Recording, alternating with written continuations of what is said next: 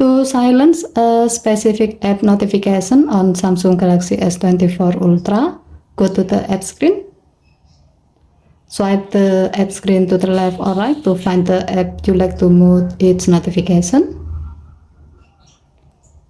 As the example, we will try with Facebook, or you can quickly find the app by tapping the search bar at the top of the screen and then type the app name.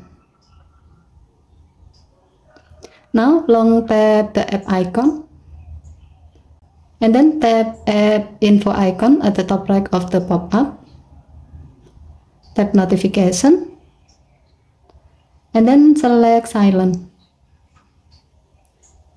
While you set notification for this app to silent, you can choose whether you like to enable or disable lock screen notification, enable or disable notification page, and show or hide lock screen notification. As the example, we will disable lock screen notification by tapping lock screen thumbnail until it turns green and keep the notification page on. By adjusting the setting, when you receive a notification, in this case from Facebook, your phone will not vibrate or play any sound, but you will still receive page notification. Okay, thank you for watching. Please help to like and subscribe. Have a nice day.